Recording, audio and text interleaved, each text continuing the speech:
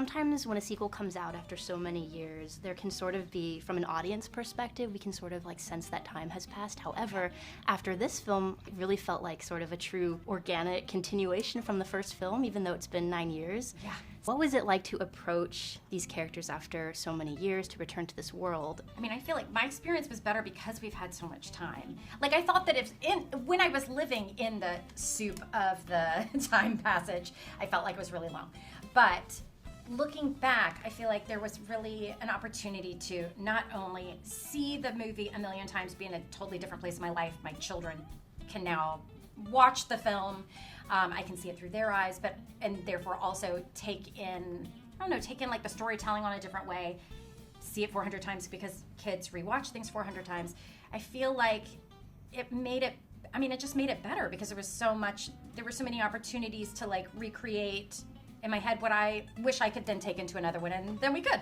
Yeah, and for me it was, fortunately I haven't changed that much in the last 9 years, and because I guess they called me to play Nick 9 years ago because they wanted Nick to be kind of like what they thought I was, and they guessed right, and I'm kind of like this guy a little bit, and in fact, my wife was saying, because we both saw the movie last night for the first time, she turned to me this morning, she goes, "Did you tell them a lot about who you are and what you," because like, there's a lot of similarities. And I said, no, they just somehow, I guess, absorbed what kind of person I am and how I could really benefit from someone like Judy Hopps, which my wife is kind of like too. And so it wasn't, long-winded answer to your question, it wasn't that much of a stretch to jump back into it because I'm just doing a version of me. Flash, I'd love you to meet my friend.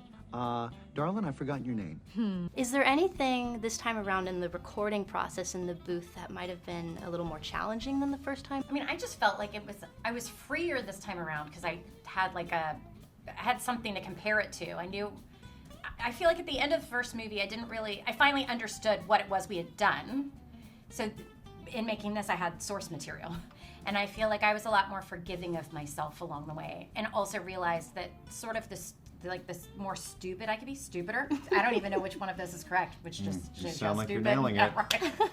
I like the stupider, the stupider I go, sort of the better. Which is like so I had even more fun. Yeah.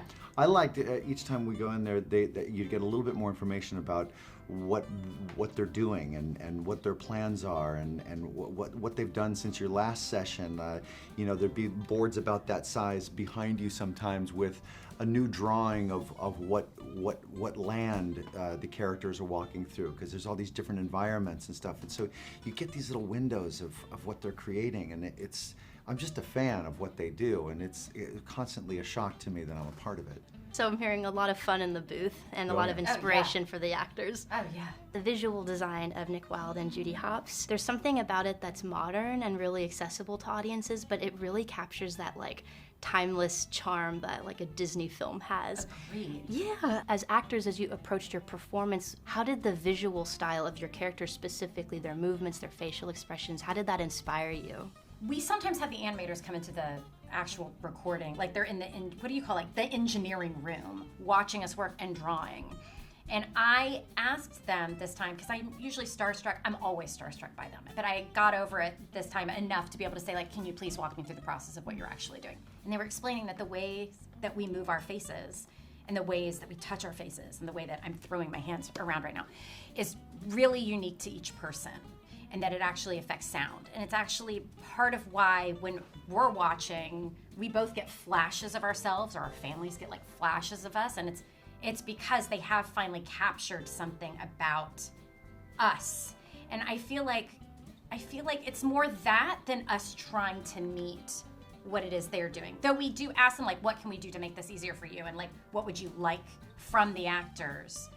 And they're like, we're good. We got it. Yeah. We'll do us. You just keep doing you. Yeah, and there's a great trust and faith in that. It's like knowing that you don't need to overdo it with your voice. Like, they got you. All you need to do is just give this character literally voice, and they will augment as we naturally do.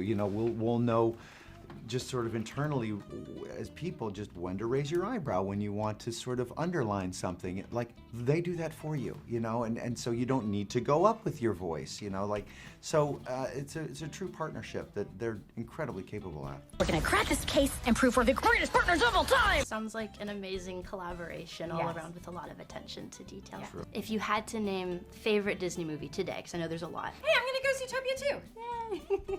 What was the, What's sorry, your what was the favorite question? Disney movie? If you had favorite Disney movie, and it can include Zootopia too, or the first. Princess and the Frog was just a big fair, one for me, fair, just because the music was just stunning, among other things. I